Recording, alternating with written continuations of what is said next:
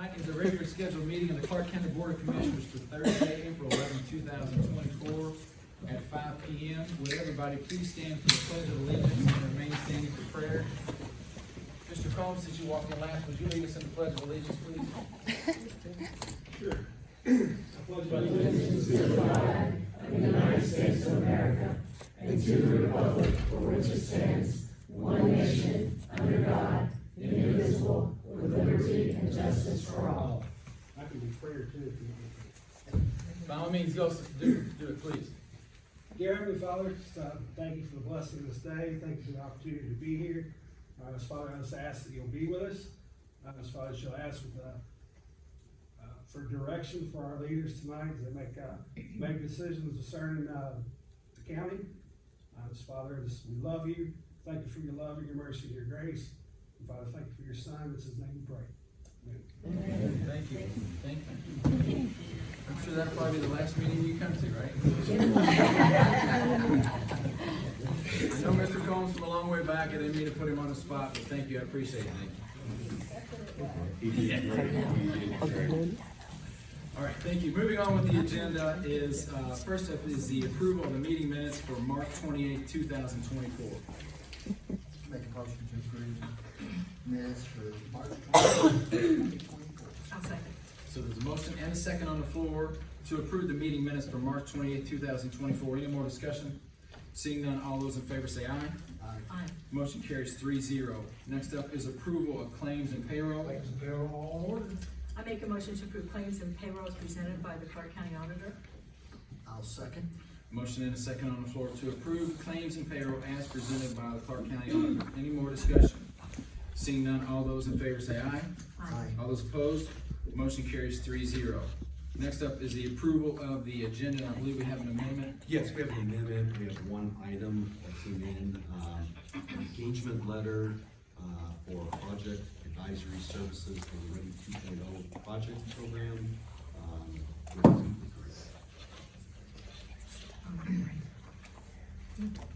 So if y'all don't mind, we can add that as letter F. It's under tab 6 in your binder, but we can add that as letter F, and that would be just an engagement letter with the Wheatley Group. And if you all are okay with that, I'll entertain a motion to approve that. I'll make a motion to approve the agenda as amended. I'll second. So there's a motion and a second on the floor to approve the agenda as amended with adding the engagement letter for advisory services with the Wheatley Group as letter F. Any more discussion? Seeing none, all those in favor say aye. Aye. Motion carries 3-0. Next up is public comment. So we have a few people signed up tonight. Looks like we have 5. We will start with Ms. Kelly Curry, and please be advised we allow everybody to come up and speak for 3 minutes. Please state your name and address, and once you start your address, we'll start for 3 minutes. So Ms. Curry, you're up first. Kelly Curry, 4819 Jeffersonville, Indiana. Thank y'all. Hi, good evening. Good evening.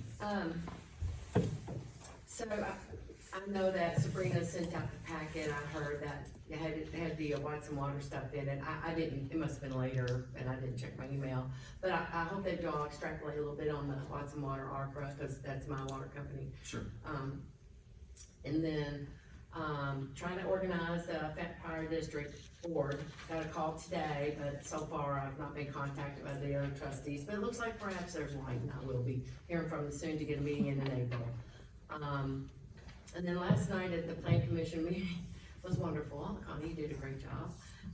But the names of everybody, there's no sign, nameplates. And I didn't know who, I knew some, but I didn't know like these 2 fellas and that guy over there. So maybe get some nameplates for them, just a little bit. And so was the Plan Commission's forwarding not on the agenda for tonight? It was just last night now. So it doesn't, it occurs in a week or two, the next maybe two weeks from now? Okay. All right, that's all I got. Thanks. Thank you. Next up is Miss Sandy Basham. Sandy Basham, 15219 New Market Road, Marysville, Indiana. Thanks, you guys. I'm sure by now, everybody's heard about the meeting last night, and I just wanted to point out a couple of things that stuck out that I would think that the commissioners would try to consider. The first one, the board member, Bart Meyer, brought up the fact that the items were discussed some time ago, and we weren't there to hear about it. And we've heard that some of that was as early as 2021. Of course, the only way that we know about this would have been if we read it in the newspaper. So I just wanted to throw a couple numbers out. Keep in mind, the newspaper has a circulation of 7,152, I looked it up today. And our population is, 125,000 plus in Clark County. So I'm just thinking maybe we should look at a different way of posting that, maybe onto the website. I mean, taxpayer funded website, maybe. We could use that to inform the county. I'm not a computer programmer, but I would think adding a tab for public notices wouldn't be a big deal. I know that there's some rule that you have to still run it in the newspaper, but I don't know if there's anything that says that you can't put it on the website. But if it was up like that, then I could share it, other people could share it. And something else I just wanted to point out is if I took your 3 Facebook pages and you guys shared it, and then 2 people from your page shared it, even if I cut it in half, because they may not all be from this county, you guys would still reach more people than the newspaper. So, I think there has to be a better option for that we could figure out, to be You're able just to. talking the notices? Yeah, Is that the what you're- public okay. notice, yeah. I never saw any public notices back in 21 or 22 because I don't get the newspaper. But I do look at the county website quite often. I, look at different things. So if we could get a tab for that, that would be great. Just a suggestion.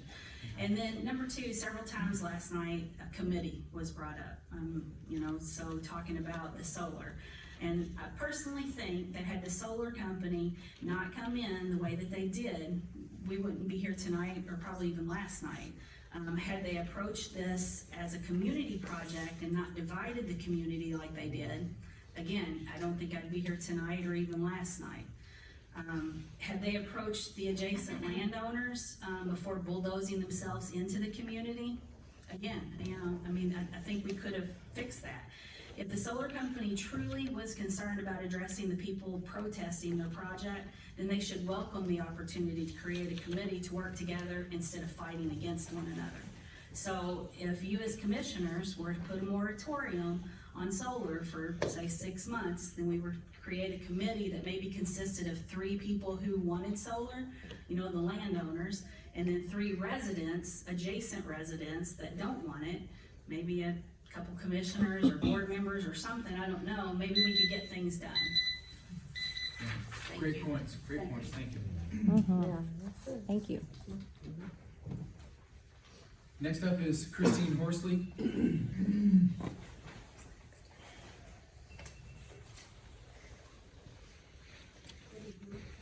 Good evening. Christine Horsley, 22417 Mahan Road, Marysville, Indiana, 47141. Being in attendance last night, at last night's meeting, it was obvious that there was a large crowd against as well as a crowd for solar.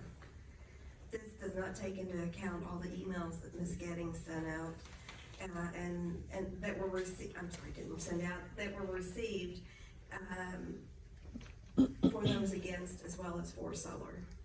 The passion on both sides is very high. Mr. Kushmay, representing the opposition brought up many important topics for the health and safety of Clark County, as well as the financial effects on homeowners that strongly need to be addressed. Keep in mind, we're looking at it is things that are addressed are going to affect both us and the opposition. So why are they against going ahead and letting things be addressed before all the solar goes into the ground around us? It's going to benefit both us and them. Mr. Meyer and others acknowledged the need to further update the ordinance to address many more concerns that were not presented by Ms. Williams last night. Many things were, and we appreciate what's been done, but there's more. So with all the organized chaos for us as well as you all, I highly encourage you all, in the meantime, to consider enacting a moratorium, as Mr. Kushmay was talking about last night to us, and has presented to you all in the packet, that he gave to you all, to address many topics that are still of the highest importance. The first being caps. When these things come into our county, we know of Bright Night at the moment. We know Orion is over on the other side of 62, and we know out Highway 160, there's yet another, whoever that company is, awaiting those to put in. We know that property values for those against, as well as those for, are going to be affected. Why won't we need those addressed. Setbacks from water sources because of the chemicals, that's very important to all of us, for the school systems, for our families. The wildlife, it had a presentation last night, but where's our wildlife corridors gonna be? Down the middle of the streets? We already see a lot of animals along the side of the road, and there's not enough room for them to actively move around, or where are they going to get around from place to place? These being some of the more important ones, that were not fully addressed, and there's more. But I just, hope that you all will strongly consider, as I said, a moratorium, look more into that. Because we know, maybe today the solar company showed up and, updated and sent in a application, and once they do, we're kind of stuck with what they do. So, thank you for your time. Thank you. Next up is David and Anita Tillett.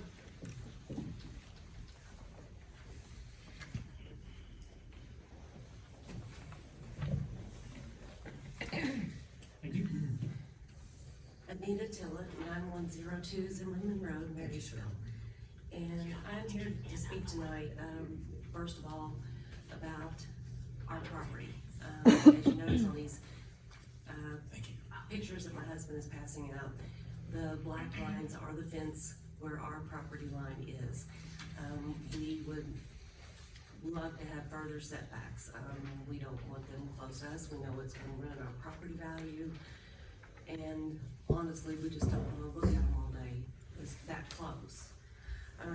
The next thing is, we were at the planning meeting last night, and we know that you have plans to submit a list of topics to discuss in your June meeting and work on more changes viewing the ordinance as a living document. However, right now, there's nothing to stop the solar from submitting application. If they do, they are subject to the ordinance that exists at the time. The issues raised are more important for the county and property owners. In fact, the battery storage, which was brought up last night, but I really think that needs to be looked into a lot more. They're very dangerous, and there's literally no regulations in the county. The county and the residents, all of us, solar and anti-solar, need protection. The county needs a moratorium. A moratorium would prevent filing of applications until a proper ordinance is on the books. It can be enacted like any other ordinance. It is the same procedure. There are other counties that have enacted moratoriums. That's in, I think, the documents that he passed out as well. It is only a positive thing to preserve the status quo until the proper and fair regulations are enacted. We are not saying no to solar, by no means. We're just saying not until we fully consider all of these issues and get further regulations in place. Consider appointing a steering committee, which someone had mentioned just a minute ago, with views from all sides to come up with proposed revisions to solar ordinance and battery storage ordinance. And I think that's all I have. Thank you for your time. Thank you. Thank you. Thank you. Next up is Neil Spencer, Tunnel Mill Road, Charlestown, Indiana. Hello, everyone. Good afternoon, or good evening, I should say. Neil Spencer, 8223 Tunnel Mill Road, New Washington, Indiana, Tunnel Mill. Just getting into trying to figure out about the solar, thing about the solar thing, and I thought there was an appeal time. I don't know, I haven't heard anything about it. And Bright Night had a certain amount of time to appeal the decision that was made here months ago. They chose not to appeal it. Okay, all right, and so they come back at a later date, and now, what I understand that, they gave them the right to come back at a later date. they can within a year unless they make substantial changes. All right, I'm all for solar, but we don't need it in our fields. I'm a farm boy, disabled farm boy, a truck driver profession. And, I paid my dues to this county and to this country. I worked myself, into the ground. Anybody that knows me and knows that I worked for what I got. Nobody's gave me a thing. I don't ask for nothing unless I need it.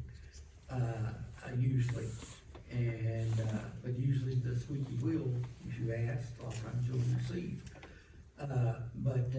You know, it's transparency in things. Didn't know the meeting last night. I hadn't seen it in the paper before. I wouldn't even knew the meeting was even about. A lady named Kelly Vaughn wrote it in the paper in the News Tribune. I knew it. I had talked to one of the people in the planning zoning, and they give me misinformation. And I got some misinformation from somebody sitting up here right now on the meeting last month about me, bring up solar at the meeting last month. And it was anything from the office lady twice, I guess, Sabrina, and once from somebody sitting here. And I didn't show up for the meeting, and somebody showed up about solar. Scott, you and me, remember me having our conversation back there? Yeah, I just need to clarify, because with all due respect, Mr. Spencer, he came in the office and was pretty angry because he said that Sabrina lied when he called and said, is this farm on the agenda for our last meeting, or one of the meetings before that? It was not on the agenda. She rightfully said it was not on the commissioner's agenda. People from the public signed up for public comment. Obviously, in advance, we don't know who's gonna come from the public. And if you remember, I think it was two gentlemen that live out there that are in favor of it. So he said that our office lied when we told him that the solar farm issue was not on the commissioner's agenda.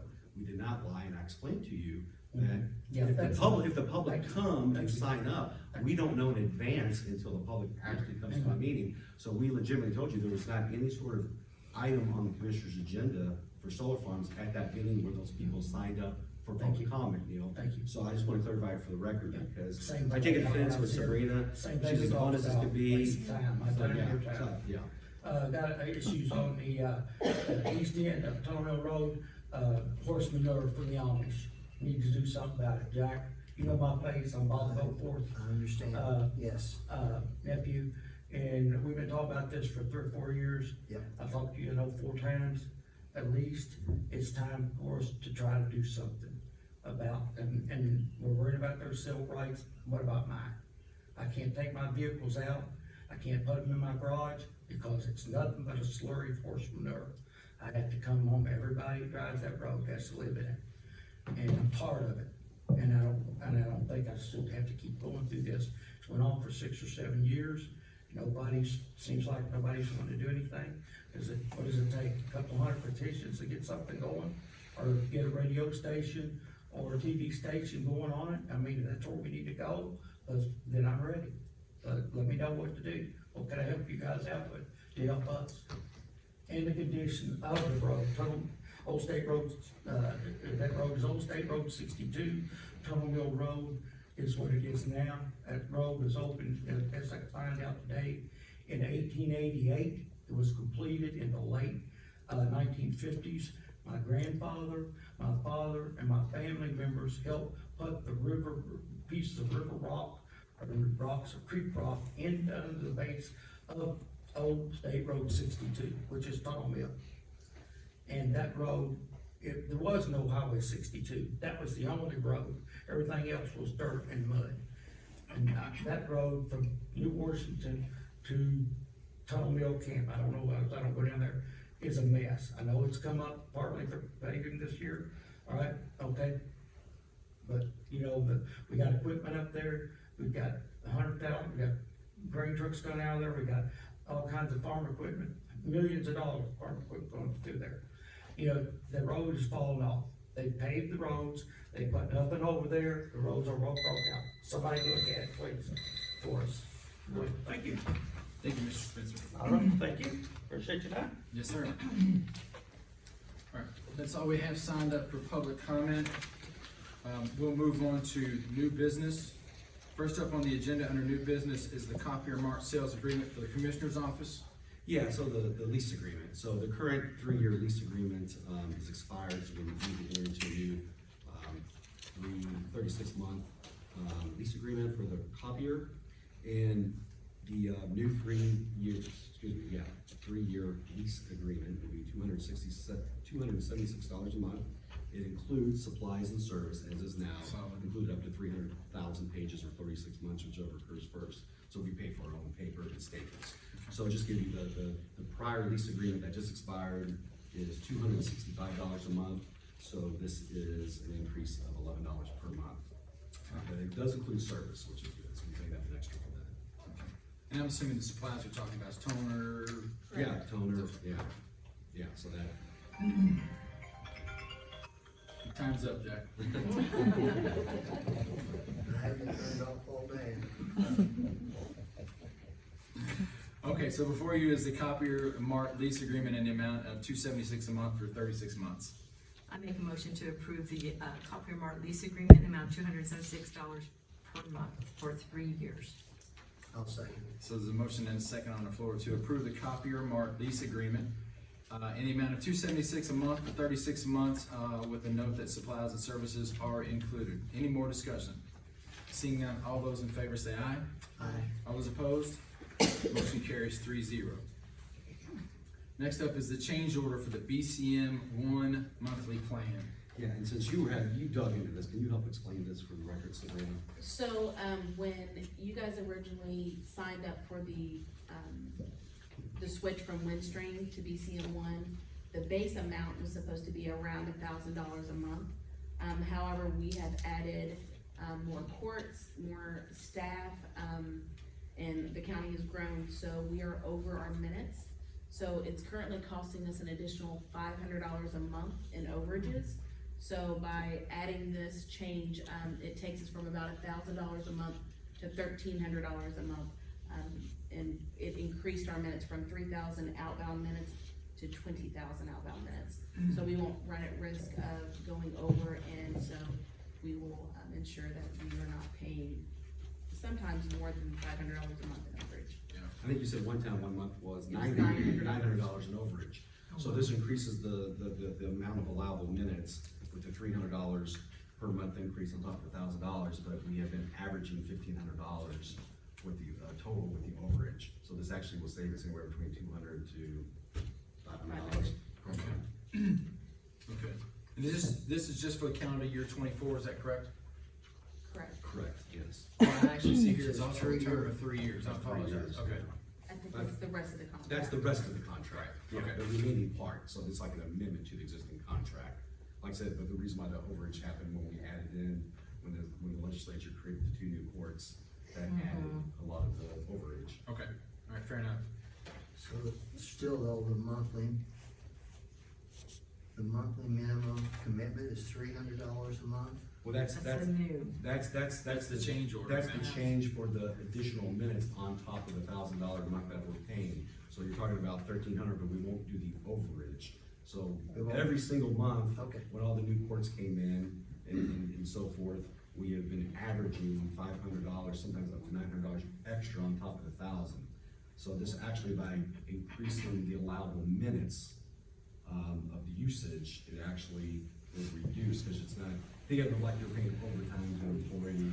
The overage is an extra amount on top of the base amount. Okay. All right. So that'll bring the total up to $1,300 a month. Yes. Okay, the change orders for $300 a month. And Sabrina worked with the phone company to make sure that the additional minutes we're paying for encompasses what we had been, that includes the overages that we've been incurring for the last year. Okay. So I'll make a motion to approve the change order for BCM1 for the planned monthly minimum commitment increase of $300 per month. I'll second. So there's a motion and a second on the floor to approve the change order in the amount of $300 a month with BCM1. Any more discussion? Seeing none, all those in favor say aye. Aye. All those opposed? Motion carries 3-0. Good catch on that, Sabrina, too. Appreciate that. Next up is the ARPA sub-recipient agreement with Watson Water Company. Yes, and as you know, we previously made the pledge of $1 million from the ARPA funds for the category under the clean water infrastructure category. The scope was to provide services for the design and construction of a booster pump station, ground storage tank facility, and related improvements for the provision of potable and clean drinking water located in and around the Shadow Lake area in Charlestown, Indiana. So as with every pledge, once we're ready to, when the project is becoming to fruition, we reduce this to the required subsidy agreement. Okay. So if you remember, originally, we had anticipated for this particular project, we were going to have a subrecipient agreement with the city of Charlestown, and the city of Charlestown was gonna partner with Watson Water. But then, through legal counsel, we were told that the city of Charlestown really didn't want to be the pass-through entity for reporting requirements, and it was just cleaner to have the subrecipient agreement be directly with Watson Water, instead of going to the city of Charlestown, and the city of Charlestown would work with Watson Water. And Ms. Curry, to your point, this also served, and I apologize, I can't remember, there were a couple roads from along High Jackson that didn't have adequate, They didn't have adequate pressure. and sizing of pipes for their fire extinguishers, and with this, they were able to upgrade those That's right. piping. It's volume in the pipe. But I think they were only 2-inch pipes, and they said they Yes. were inadequate from the beginning. Exactly. But this allowed for not only Shadow Lake, but this was a public safety issue also, so it was a great partnership, so. Thank you. Alright, so before you is the sub-recipient agreement for your all's consideration. I'll make a motion to approve the subrecipient agreement, for the American Rescue Plan Act in the amount of $1 million with Watson Water Company. I'll second. So there's a motion and a second on the floor to approve the sub-recipient agreement between Watson Water Company and Clark County, Indiana, in the amount of $1 million to be taken from the American Rescue Plan Act. Yeah. Any more discussion? Seeing none, all those in favor say aye. Aye. All those opposed? Motion carries 3-0. I think that's just for my signature too. Also. Okay.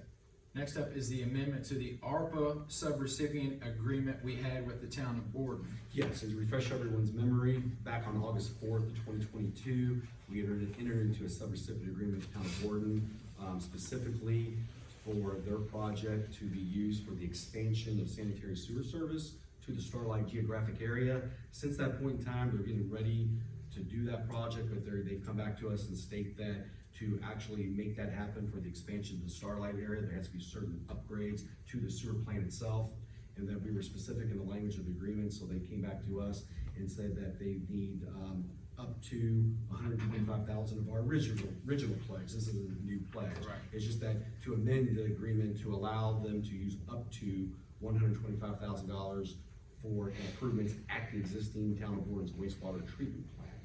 And then obviously the remaining part of the funds pledge would continue to be used specifically for the expansion of the sanitary sewer service to the Starlight, which is not being serviced currently. Okay. So this just allows them to do some necessary upgrades at the plant. Okay. But it's not a new pledge. I'll make a motion to approve the amendment to the ARPA subrecipient agreement with the town of Borden with the amount not to exceed $125,000. I'll second. So there's a motion and a second on the floor to approve the amendment to the sub-recipient agreement between the town of Borden and Clark County, Indiana, to be used, or to pool funds from the American Rescue Plan Act. The original amount was $1 million. This amount would allow for $125,000 to be used for the town of Borden's wastewater treatment plant. Any more discussion? Seeing none, all those in favor say aye. Aye. Motion carries 3-0. Next up is the Huber's Orchard Wine Run 5K Road Barrier Request. This is an annual request that we get from this group, from the Huber Orchard Wine Run 5K Run. There you go. It's a challenge. You have the map in your packet, and I don't believe, Jack, that this map has changed at all from the previous years, correct? It's pretty much the same and everything. The route is very, very clear where it is to go and everything. Like you mentioned earlier, this is a run that they do every year, and they always request the barriers and closing of the roads temporarily to conduct this 5K run. Okay, and just for the audience, this is for Saturday, June 22nd, 2024. The race starts at 9 a.m. 9 a.m. And if I was running it, it would still go until July 22nd, 2024. Okay. So, before you is the approval of the closing of that route and putting up barriers. So I make a motion that we approve the Huber's Orchard Wine Run 5K. Okay, I got that out. And the road barrier request. I'll second. So there's a motion and a second on the floor to approve the Huber's Orchard Wine Run 5K road barrier request for June 22nd, 2024, with the race to start at 9 a.m. Any more discussion? Seeing none, all those in favor say aye. Aye. Motion carries 3-0. And Brian, I'm assuming you'll work with Highway Department on that to make sure that's I taken will. care of. Did they give you a contact person? Yes, I have, it's Michael Hollick. That's fine, I'll get it from you later on. So what I'll do is I'll contact them, because we usually drop it off on Friday before, because we're not meeting on Saturday, generally speaking. So we drop off the barriers. I'll work with him to drop the barriers off on Friday. We'll pick them back up on Monday. They go out and set them up themselves. All right, awesome. Thank you, appreciate it. So next up on the agenda was the addition of the engagement letter with the Wheatley Group. Yeah, so this is an engagement letter for project advisory services to our Clark County engineer for the Ready 2.0 project submissions and other program tasks.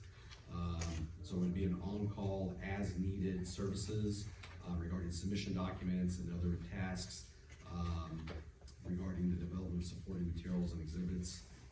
It's a not-to-exceed amount of $4,000. And it is, the agreement would be the effective date of March 25th of 2024, and it would be in effect until December 31st of 2024. So it's as needed, may not even reach the 4,000, and of course it can be terminated at any time by us. But that, obviously that Ready 2.0 is an important project, so we engineering needs some assistance on some specialty tasks. Okay. So I'll make a motion to approve the engagement letter for project advisory services, Ready 2.0, not to exceed $4,000. I guess the contract started, did you say March 24th? Well, the effective date would The be March effective date, 25th. March 25th to December 31st, 2024. I'll second. So there's a motion and a second on the floor to approve the engagement letter for project advisory services for Ready 2.0 with the Wheatley Group in the amount not to exceed $4,000 with an effective date of March 28, 2024 through 12/31/2024. Any more discussion? Seeing none, all those in favor say aye. Aye. All those opposed? Motion carries 3-0. That is all for new business. Any other old business? Seeing none, we'll move on to reports of department heads and elected officials. Mr. Auditor, anything tonight? Nothing for tonight. Thank you, sir. Mr. Attorney? Nothing for tonight. Okay. Mr. Dixon? I do have a couple things. Yesterday, we received notice that Clark County was awarded approximately $1.2 million from Community Crossing. This is the application we put in for the resurfacing and paving of Salem Noble and High Jackson roads. So, and also the Willinger Bridge. These basically are about $500,000 each. And so this would be half of what we would have to pay for each of those projects. So that was a very good thing for us. So now we're moving forward on getting those projects ready for bid. And then also yesterday, we had the RDA, Southern Indiana RDA presentation for Clark County here, where the RDA board heard over 24 presentations for various projects throughout Clark County that we applied for one of them, one of the projects, and then the others were Clarksville, Jeff Boat, several Charleston, various other communities. Today, we heard notice that Southern Indiana RDA was awarded $45 million to fund those projects. So now the RDA will decide which projects they're going to fund and how much they're going to fund them, and we'll move forward on that, finding out what those processes are. So Is this still with this, like the 60-20-20 split or whatever that split this is, it's really, yeah, they call it a 60-20-20, or, yeah, but it really boils down to 50-50. Because what it is they do 50% of what we put up, matched by 50% of what the RDA would put up, and then you show that the other 50% is private entities that develop because of that. Right. So it's, and with River Ridge here, it's very easy for us to show that there's an economic development that's gonna exceed whatever $45 million they're using throughout Clark County or the area here, just in what, River Ridge does by itself. And the difference between Ready 2.0 and the original Ready 1.0, the Ready 1.0 was federal dollars. This is all state dollars. So the reporting and everything and the documentation will be a little bit less stringent. Is this coming from the IEDC? Yes. Yes. Okay. And that money is let and on the table, I guess, the RDA. When do they plan on making their decisions as to Well, what? the RDA right now is considering all the projects from Clark County, Floyd County, Scott County, Washington County, and Jefferson County were the 5 entities that we are involved in. The $45 million has been given to them. Now they're going to take a look at all the presentations and all the requests and go through them. Unfortunately, they've had over $300 million worth of requests, so their task is trying to figure out how they're going to fund, what projects they're going to fund. I think they have it scheduled for later on this summer, like in the next, It's in June, August. August. Yeah. And then, you'll have to turn in what's called an RFP, request for proposal, and explain to them how you're going to use your portion of the money to do what you're planning on doing. Okay. All right. Thank you for the information. Anything else? That's all I have. All right. Thank you. Sheriff's Office? As of today, there's 407 inmates, 315 males and 92 females. Awesome. All right. Thank you, sir. Appreciate it. Any other elected officials or department heads? Any other business? Seeing none, I will entertain a motion to adjourn. So moved. Second. So there's a motion and a second on the floor to adjourn. Any more discussion? All those in favor of adjournment, say aye.